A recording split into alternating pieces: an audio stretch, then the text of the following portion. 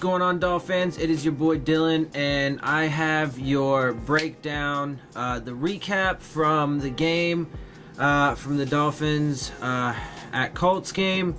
So first off, obviously we ended up losing 27-24. They beat us by kicking a field goal at the end of the game in the last couple seconds. And so now we are 5-6, and that sucks. But we did get a little help earlier. The Bengals did lose, but now the Colts are above us in the playoff hunt, and now we have tiebreaker losses to the Colts and the Bengals. The Ravens won today, so there's that. The Patriots won, so there's that. Hopefully the Texans will beat the Titans. That'll help us. The Chargers won, so that doesn't help us. So it's definitely going to be tight going down the stretch, but out of these last 5 games, there are still plenty of winnable games. We play the Bills twice. We should be able to beat them. I think we do stand a pretty good chance of beating the Patriots at home, because it's going to be at home. So hopefully we can pull that one out. And the Vikings and the Jaguars are both not doing very well. The Jags lost to the Bills today, so there are still winnable games yet. So my point is the season's not lost. I know how excruciating it is, and how hard it may be to believe that, but I mean, really, we're not out of it. And part of the reason why I am saying that, though, is because the offense actually did perform pretty well. Tannehill looks pretty good. And the defense, for the most part, did pretty well. I think this team, look, if we end up making it to the playoffs and get like a final wild card spot, do I think we're going to go deep and, make it to the Super Bowl? Probably not, being realistic. But I still do think that we could make it, at least get in. I mean, we basically are going to have to, I suppose it's possible to squeeze in, maybe depending on how things play out with a 9-7 record. But, our best bet is to win out, go get hot, win 5 games, make it to 10-6, and hopefully that'll be enough. But we'll have to see. We definitely do have some winnable games. And like I said, there are some things that we can kind of, lean on, I guess, is for, like reasons of hope. Obviously, I'm going to have press conferences for you at the end of this. But it's just, it is disappointing because, this team was built to do some really amazing things. And, in this game, it sucks that I have to say this, but at the end of the day, what it came down to was, ultimately what it came down to is officiating. So what I mean by that is I think both teams played really well overall, right? So it was pretty much like a shootout, a back and forth. Both defenses had some good stops, made some good plays. There was some turnovers on both sides. We did better in the turnover differential overall, but there were good plays on both sides. There was bad officiating on both sides. I think that they, missed calls, and I think that they called some, bad things, on both sides, to be fair. So when I say this, I'm not trying to be biased here. It's not just because I'm a Dolphins fan and we lost, but there were bad calls on both sides. But the part where it became a game deciding thing, though, is on the play where they called Kiko Alonso for I think it was unnecessary roughness or whatever. Andrew Luck took off. He went to slide, and Kiko Alonso, the replay, if you watch the replay, Kiko Alonso was in, he was tackling, in the motion of tackling as, Andrew Luck goes to slide. So it's not like he can just stop his full momentum entirely, right? So what he did is he, put his arms back, he tried to pull his chest back and, let up so he didn't just completely crush him. And on the replay, when you see him, and he, even when it was fast, he ends up looking like a fish out of water, just kind of like, flop there or whatever. And it was obvious. It was so super obvious, but they called him for it. They would have been short from getting a first down, and they would have had to punt, but instead they ended up getting a touchdown because they got a good chunk of yardage on that play. They got a fresh set of downs, and then Andrew Luck and the rest of the offense did their thing, and did they, like I said, did they make good plays? Yes. Did we have some breakdowns and let up some stuff? Yes, but it wasn't terrible. Like, it was all stuff that we should have been able to overcome, except for the fact that, there was bad officiating, and as unfortunately as it often plays out, it was to our detriment, as it turns out, because we lost the game, So, look, my point about the officiating, for all these people that want to cry and say that I'm just crying and trying to make excuses, no, I'm fair about it. There's bad officiating on both sides of the ball oftentimes. The problem is, and the frustrating part for me and Dolphins fans, other Dolphins fans, as you guys know, is that oftentimes we end up with the short end of the stick. We're the ones that are left high and dry with a loss on our record. Not the other teams, us. More often than not. And I'm sorry, but if you look at it, the Patriots, they don't ever get called for anything. And you can say what you want. Do they have a strict discipline culture? Absolutely. Do they have good coaching? Absolutely. Blah, blah, blah. For sure. But there are times where there are blatant fucking penalties commit by the Patriots. You see it all the time. They even occasionally, talk about it in the commentary, during the game or afterwards, whatever. There have been some things, it's made some headlines here and there, but they don't ever get called for anything, even super blatant shit. And, oftentimes, how many times, do you see other teams getting called for seemingly absolutely ridiculous shit, when it helps the Patriots? I'm just saying, I'm just looking at it realistically and fairly. If you watch, and the thing is for all those people who, in this case, who want to try and say that I'm just crying, it's all there. You can watch it. I have NFL Game Pass. I actually do go back and watch these games often, and when I'm wrong, I admit that. And again, I'm fair about it. I say that, I'm fair when they call them on something that was bullshit and they shouldn't have. If they miss something on us, I'm fair about it. I say it. So there is no bias here, and that's just how it is. But so at the end of the day, this game came down to that one call, really, because if they didn't get that, then, they would have ended up punting to us. Okay, so maybe we don't score, but we eat more clock, blah, blah, blah. And then, maybe they go on to, then score a touchdown, later on or whatever. But by then, the clock's run out and they don't have time or whatever. It just could have been a totally different game. Maybe then we score again, right? So there's all kinds of stuff. But that one touchdown, if they didn't have that, then it would have been 24-20. We would have won by, basically what I would have, or what I predicted in, my preview video. I said we would have won. I think my prediction was 24-21, if I was not mistaken.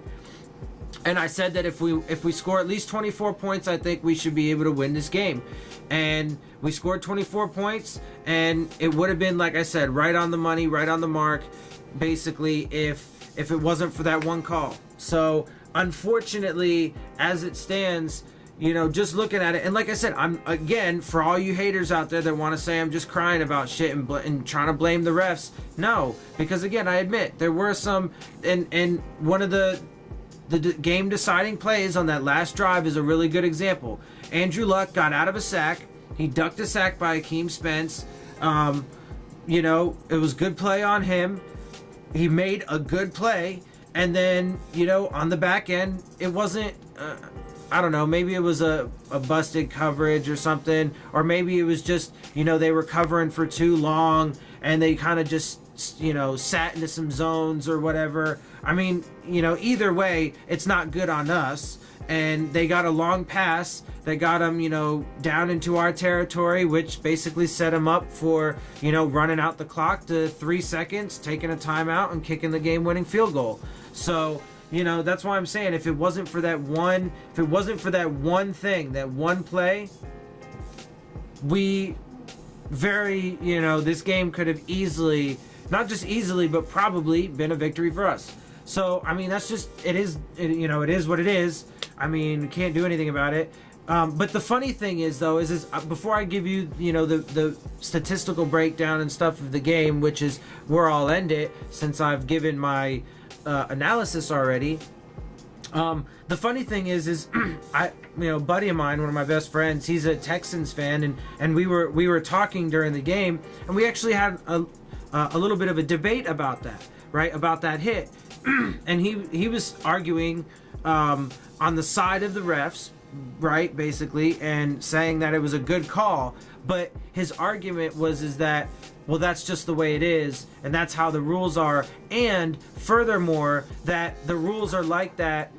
He, admit that there was a bias, right? He's towards the defense, right? Based off of the rules, because there's clearly a defense bias, and he admit that it's because of money. They want to be able to viewership because apparently all fans, according to the NFL, just want to see high-scoring games like the Rams and Chiefs game that we just saw the other day or last week, right? Now, in that game, I thought the officiating overall was okay, but there were still bad calls in that game, of course, and there were still some, big defensive plays. There were some big defensive plays in this game on both sides of the ball, and that's what you want to see. Here's the thing. I'm so tired of officiating deciding games. That's what it comes down to. I'm tired of officiating being the deciding factor. I want to see two fucking football teams play and the better team win. And maybe they are the better team. That's not even the argument necessarily. It's that, if you really take it down, right? Because there were penalties that we commit that were legit. We overcame them. We figured it out. Same thing on that side. They made mistakes. They had problems that they encountered throughout the game, but they were able to overcome it, and we were able to battle it out. But if you really look at it objectively and just look at the information, it really came down just to that one play, And so anyway, let me go ahead and just give you the the stats, the statistical breakdown of the game, and then I'll go ahead and send you off to these interviews. And look, guys, just to reiterate, season is not over yet. There is some hope. The offense played really well. I think Tannehill, getting, this next week, I mean, we play the Bills at home. It's a home game for us. Then we play the Patriots. Brady is 7-9 currently. That is his record coming down to Miami. They always do have a hard time down there. We can get on a little streak, and we can still make some noise and still fight for this thing. So it's not over. We can still end up having a winning record. And then next year, I know it sucks to talk about, but next year, if we can have a good draft and if we can get guys healthy, I think that we stand a chance to really have a powerful team on both sides of the ball. We do need to shore up some stuff on offense. Most notably the offensive line, and I do think that we should draft a quarterback. I don't think we should take a quarterback with our very first pick, especially after this game, because Tannehill looks fine. I think that we should get a guy in the draft, maybe second or third round, and bring him up and under Tannehill. Let him sit for a couple years, let Tannehill's contract either run out or whatever, or then maybe restructure it, sign him, whatever. I mean, there's a couple different things that could happen in a couple years from now, but I think Tannehill has proven that he can come in and he can do the things that you need him to do. And we should definitely get somebody, a young guy. We need to draft a young, fresh prospect that we can groom and that we can bring up in our system.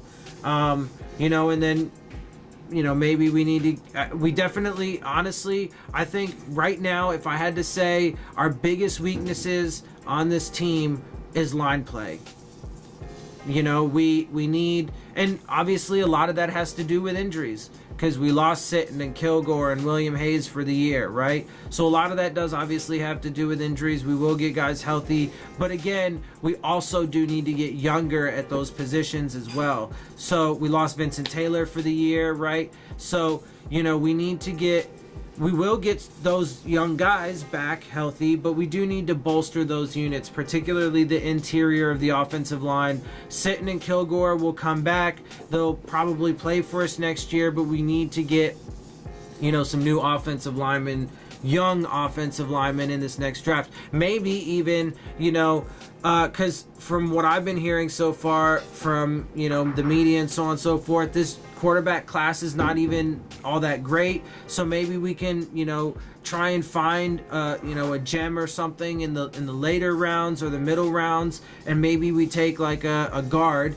like Quentin Nelson, who plays for the Colts, in the first round or something like that, or a center. I wouldn't have a problem with that. I think that would be wonderful, because then that would make the entire team better. And then because next year if we have, Kenyon Drake and maybe Kalen Balaj takes that next step, and maybe we even keep Frank Gore and we have those three guys. Maybe the young tight ends take a step. Durham Smythe had some production in this game. And Gesicki did too, and then he had a fumble. But honestly, that wasn't his fault when you watch it. He did what he had to do. He secured the ball. The defender just got, a perfect hit, got the ball out. So it is what it is. It's unfortunate for him, and for us, obviously. But, so maybe they can pick up next year. Obviously we'll get Jakeem Grant and Albert Wilson back healthy. Those two guys, were obviously missing them severely, and so there is definitely a lot to be optimistic and hopeful about, is what I'm trying to, get across. It's, it's frustrating, and it's certainly painful, and I know it does seem like,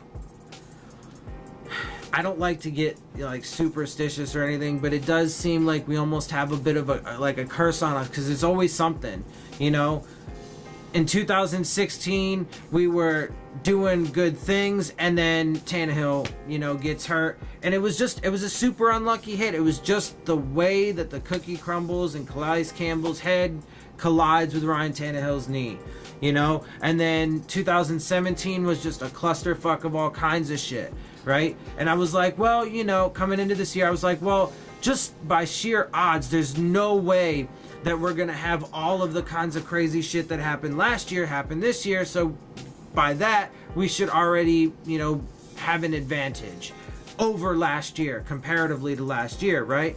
We're not going to have another hurricane and an offensive line coach, snorting coke. We're not going to have those things. We're not going to have a linebacker go AWOL, right? We're not going to have all those things. Well, what we ended up getting was two things that we can't control. Both things affect the entire league, meaning, all the teams, but unfortunately one of those things we happen to be leading the league in, and it is really shown. And so obviously that those two things are injuries. I've said it before, injuries, and the bad officiating, and the greedy mentality of the NFL. They want to have potent, high-scoring offenses, and so now, they're making, super convoluted, shitty rules that are, impossible to follow. What was Kiko Alonso supposed to do? He did everything right, but still gets called for it. And that, like I said, that decided the game. I mean, you could easily say that decided the game. But anyway, so keep your heads up, guys. I know it was frustrating. Let me go ahead and get through these stats, because I feel like I could rant about this all day, and I probably could, but I shouldn't, because I don't want to, get too crazy, and I got things to do, and, so on and so forth. Anyway, so let me get into this. Obviously, like I said, again, we lost 27-24. We had 314 total yards. They had 455. We had 201 passing yards, 330 7 for them. 113 rushing yards for us, 118 for them. 6.2 yards per play for us, 7 for them. So, I mean, you know, pretty good stats throughout the game. Those are decent, right? We lost a fumble. They did as well. Okay, matched, even, not a big deal. We didn't throw any interceptions. They threw 2. Okay, by that, you would think that we, obviously, that leans in our favor. We were 36% completion per, third down conversion, excuse me. They were 33%. That leans in our favor. 28 minutes and 6 seconds time of possession. They had 31-54. Obviously, they had a little longer. And then we had 10 penalties. They had 7. So we were pretty close on the amount of penalties. But like I said, though, you know, I mean, it was that one. Just that one. And that's it. Anyway, so passing statistics, like I said, Ryan Tannehill actually had a really good day. He was 17 out of 25 for 68% completion percentage, 204 yards, 2 touchdowns, no interceptions, and a 119.4 passer rating.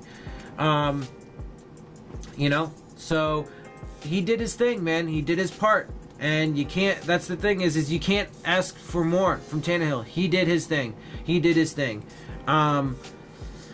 Let's see, Andrew Luck was 30 for 37, 81.1% completion percentage for 343 yards, 3 touchdowns, 2 interceptions, and a 109.8 passer rating. Rushing leaders, Frank Gore led the way for us, 14 rushes, 67 yards, and a 4.8 average. Kenyon Drake had 8 for 32 yards, 1 touchdown, and a 4 average. Ryan Tannehill threw in 3 rushes for 14 yards and a 4.7 average. Marlon Mack led the way for them, 15 rushes, 85 yards, and a 5.7 average. Nyheim Hines had 9 rushes for 28 yards and a 3.1 average. Andrew Luck threw in 2 runs, 5 yards, 2.5 average.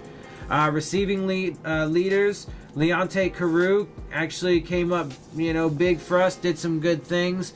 He was 1 of 2 for 74 yards and a touchdown. Kenyon Drake was 5 of 6 for 64 yards and a touchdown. Durham Smythe had 2 catches on 2 targets for 27 yards. Danny Amendola was 1 for 1, 13 yards. And by the way, so again with injuries, I mean, we got a little banged up. KD got a little banged up at one point. Danny Amendola got banged up and then didn't come back into the game. He seems to be all right, but I guess, you know, they were trying to be cautious with him.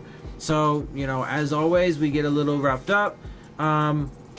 Frank Gore was 1 of 2 for 10 yards, and Devontae Parker was 3 of 3 for 10 yards. T.Y. Hilton led the way for them, 7 of 10 for 125 yards. Chester Rogers was 3 of 4 for 49 yards. Eric Ebron was 5 of 7 for 45 yards and 2 touchdowns. Real quick, going back to T.Y. Hilton, it was Fitzpatrick, actually, that ended up...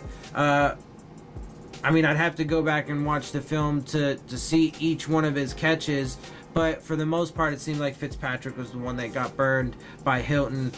Xavier Howard played him great, and his interceptions actually came off of, at least one of them came off of targeting Hilton. I think they were both targeting Hilton.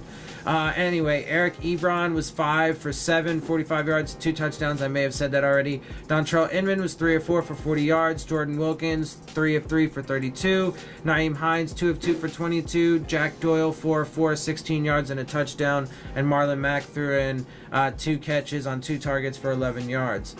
Fumbles, Jerome Baker lost a fumble. Or didn't lose it, but had a fumble. It was on a punt return, I think. Actually, he got the ball during that. Mike Gesicki fumbled and lost it. I told you about that. It was just a really weird sequence of events. Xavier Howard picked off Andrew Luck. Then Gesicki gets the pass. It was probably a 13-yard gain. The defender got his hand or his helmet or whatever right on the ball. Came out. They get it. And then Xavier Howard picked off Andrew Luck again. So yeah, that was fun. Andrew Luck fumbled but didn't lose it. Jordan Wilkins fumbled and lost it. Defensive statistics, TJ McDonald led the way for us. 9 solo tackles, 2 assisted with a forced fumble. Rashad Jones had 8 solo tackles and a pass defense. Akeem Spence was 8 solo tackles, 2 tackles for loss. Raekwon McMillan, 6 solo tackles, 1 assisted, 1 forced fumble. Xavier Howard had 5 solo, 2 interceptions for -7 yards, but 2 interceptions and 3 passes defense.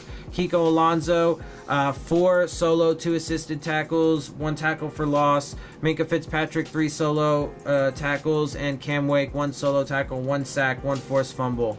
By the way, I think Xavier Howard, I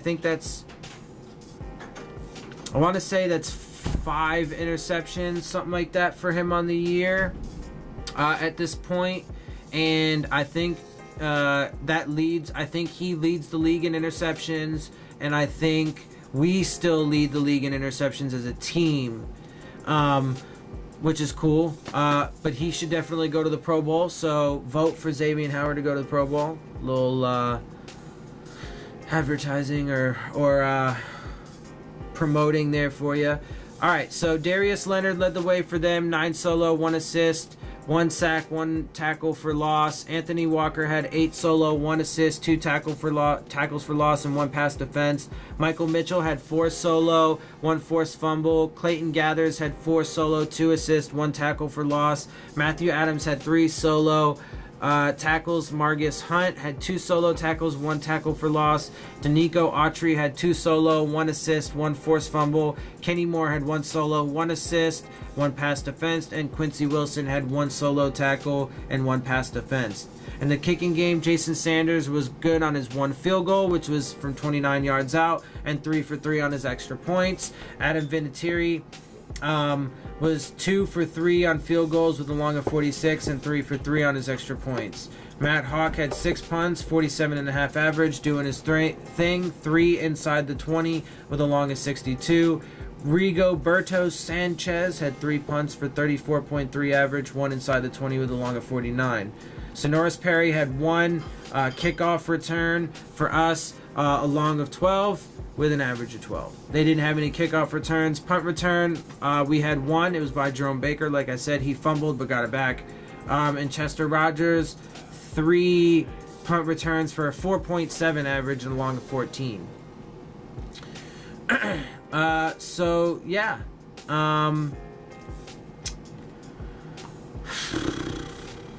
Well, it was a pretty good game. And look, so here's the thing, too. As far as the argument about, you know, first of all, real quick, I'll say 2 more quick things before I send you guys to the interviews. 1, the argument about, you know, like Brock between Tannehill. Tannehill showed in a couple ways. 1, he threw for a couple touchdowns, and Brock hadn't done that. Brock, after he had 1 good game, he's a decent backup. He had 1 good game and then progressively got worse each game, in my opinion. Tannehill comes in, throws a couple touchdowns, didn't throw any interceptions or lose any fumbles, anything like that. He took care of the ball. He commanded the offense. He did good things. You know, he broke away from a sack and threw, you know, that long touchdown pass to Leonte Carew, who, you know, mossed the defender and took it into the end zone, right? So there was good things. And he did good things. You know, he was efficient. So, you know, I mean, we need to stop hating, you know, people need to stop hating on Tannehill. Tannehill is a good quarterback. You know, is he ever going to be, you know, true elite status and completely take over games all by himself like, you know, Aaron Rodgers? No. But I think that he is a really good, if not great quarterback who can, you know, do everything you need. You just need an offensive line that can stay healthy and protect him, you know, and can open up lanes. And he's got weapons now, but they just all got hurt this year. Everybody got fucking hurt, you know. So it's not Tannehill's fault. And also, too, the other point is that as far as the team going forward, you know, I think that they should keep Tannehill, obviously, and as the starting quarterback next year, unless they get, you know, the guy that they draft ends up, like, you know, being Patrick Mahomes and just starts slinging it everywhere for record-breaking touchdowns, you know, amount of touchdowns. Unless that's the case, you know, start Tannehill, let him play for you because he can do good things and win games for you, and let the guy, you know, that you draft, you know, or if you fuck it, you know, if you end up drafting 2, you draft 1 in the 2nd, 1 in the 6th, you know, whatever. I don't give a shit. I think they should for sure, but, you know, let them develop underneath him and sit for a little bit and learn, get used to being a pro and so on and so forth, right? And you know, really get a grasp on the offense.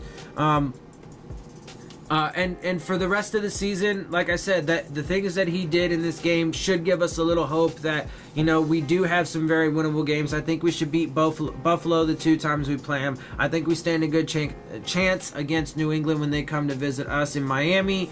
And I think we can beat the Jags when they come to visit us in Miami. That's 4 right there. Really winnable games. That could get us to 9-7, you know. And then the final other game is the Vikings, and we go to play them in Minnesota. But that is also a winnable game. So there is still hope, guys. Hold tough, you know, and we gotta stay strong, guys. Anyway, with that, I've talked long enough. This is gonna be a super long video, but I had a lot to say. I'll get you off to these post-game press conferences, so I hope you guys enjoyed that. Hope you guys enjoyed my video. I hope you guys enjoy my channel. If you do, make sure that you hit the subscribe button. Make sure you hit the bell if you want to get the alerts. Make sure you hit the like button. Leave your questions, comments, and concerns down in the comments section. I love talking to you guys and interacting with you guys. Also, follow me on Twitter at Dillon Tartaro. And, you know, I also post my videos on there, so you can also get the alerts that way. Yeah, so with that, guys, let's, you know, buck up. Let's get a good week of practice and stuff like that in. And, you know, let's go and get this W against the Bills at Hard Rock Stadium. I'll see y'all soon. Fins up.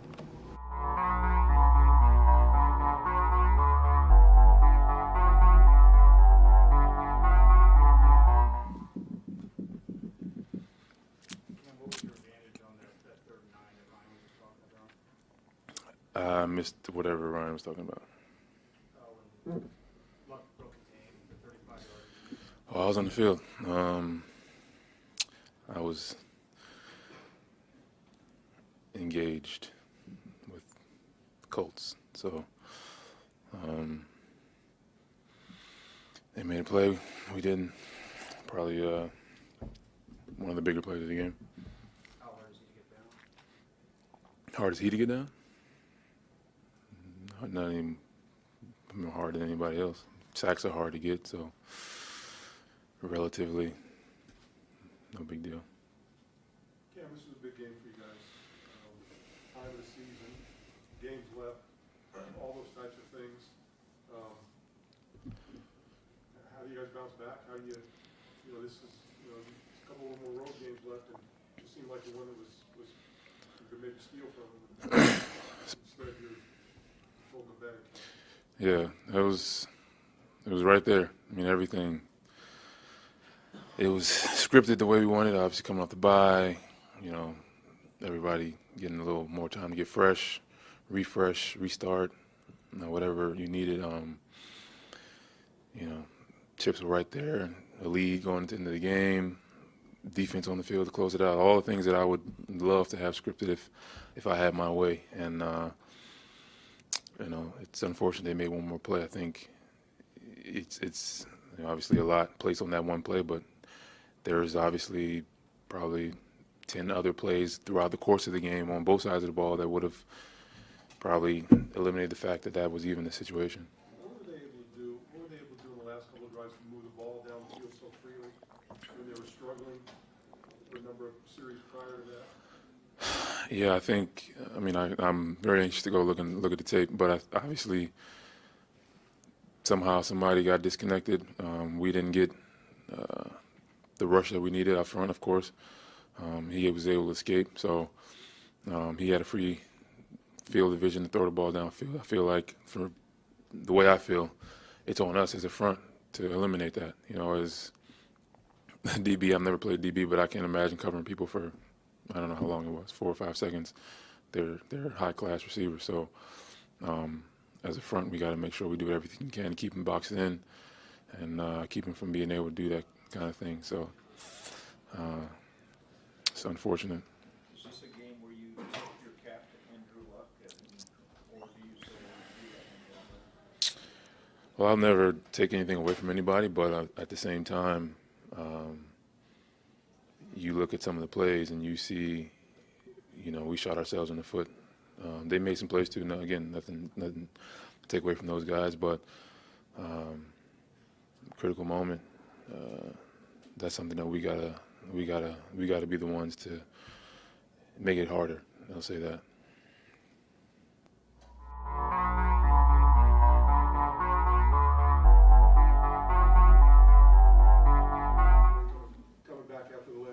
Yeah, it felt really good. The shoulder wasn't an issue. Really didn't even think about it, throughout the game. So, excited as far as how the shoulder held up. Well, obviously, the last couple drives really kind of what spelled the difference in this football game from where you were standing. What was going on that made it so difficult to try to move the ball at that point? Yeah, we didn't execute the calls that came in. They did a good job defending them. You have to give them credit, but I still think we had opportunities, and we didn't execute the calls good enough to convert first downs. We're kind of backed up on the field, so coach was trying to just get the ball, out of that backed up situation, and offensively we didn't handle it the way we should have.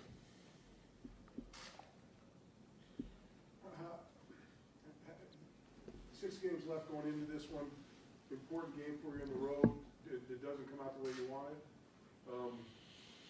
How does it feel in the locker room? Your guys' mindset right now after this game? It hurts.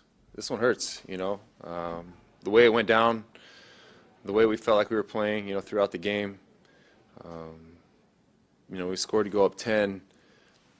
We were running the ball well, moving the ball efficiently. Defense that came up with some big stops, and then down the stretch we didn't execute. So the way it went down obviously really hurts. You have to be able to get past it. There's still 5 football games in front of us. Everything we want still on the table. Obviously, this one hurts though. AFC game on the road, one that we're in a good position to win, and to not finish it, it hurts. This game somewhat similar to the Cincinnati game where you're up by 17 there and then the bottom kind of falls out. And here you're up by 10 and the bottom kind of falls out. Is there something similar in those games that closing those games out when you got the lead has been difficult for this team? I don't think so. I think in Cincinnati those plays are on me, and I take full responsibility. Today I think those are kind of fluke, dumb mistakes by me. Today we just, as a group, when it came down to it at the end, they tightened up on defense. They made some good plays, came off the football and stuffed the runs, and it hurts because we were moving the ball so well in the run game. We're getting 5, 6, 8, 10 yards a pop. So we get backed up and you think, all right, we should be able to punch this thing out of here on the ground. They did a good job of tightening up their front and making the plays there at the line of scrimmage, and we just didn't get it out of there.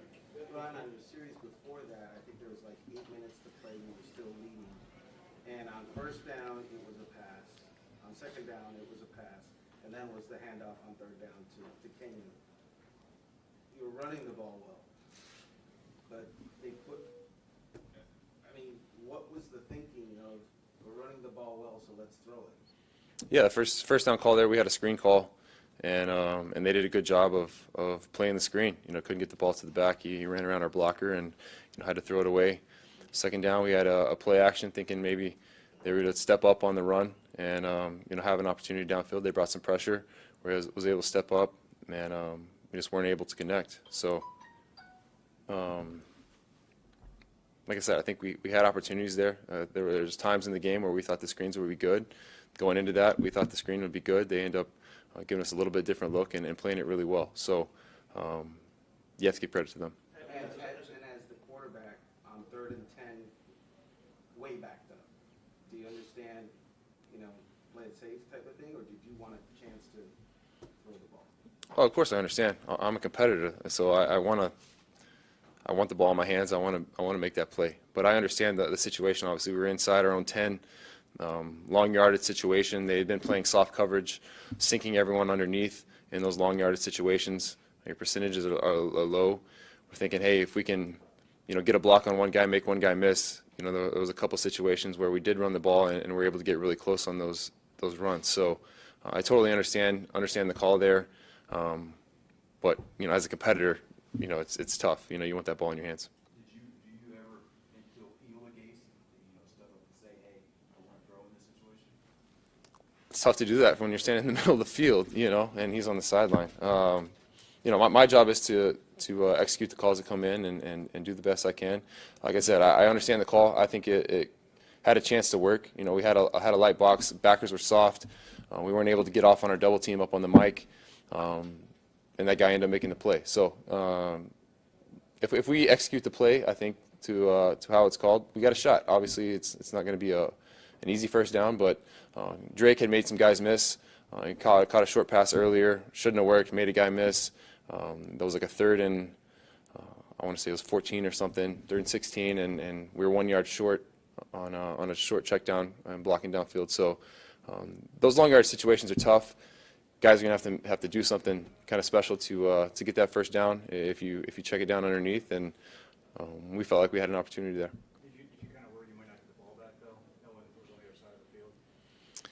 Honestly, I thought our defense would come up with a stop. I had full faith in them. Have a ton of respect for Andrew and what he's done, but I have faith in this team and this defense. And I had a good punt. Matt had a couple big punts late, kind of pushed them as far back as we could. And when we had them in 3rd and 9 there, I'm thinking, hey, we're going to stop, get this ball back, and we're going to go win the game. But they made a good play, stepped up, and found the open guy. What happened on the touchdown pass to Kalu? Scrambled, they covered what we had called and was able to get outside. Saw the safety come down. He had leverage on his guy crossing and just kind of waved him to keep going and put it up. He made a heck of a play going up and taking away from the guy and finishing the end zone. You threw it about 44 yards. Did you have no concern it would get there? It was a No. deep ball. Yeah, that's not too far. No. How did it respond today? Good. Yeah, really good. I have no issues with the shoulder.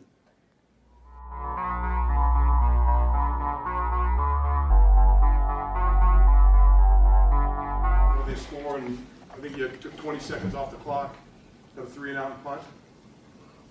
Well, they ran what we thought they were going to run. They pressured us both times.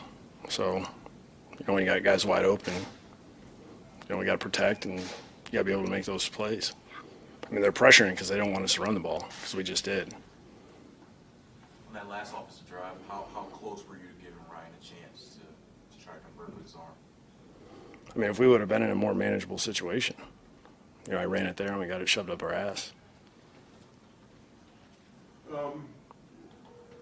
When you look at this team right now, where you're at with this loss, an important game for you, how do you rally you guys back? How do you get this moving? You go back to work. You go back Wednesday, get to practice and correct what we need to correct and put another game plan together and figure out a way to win a game.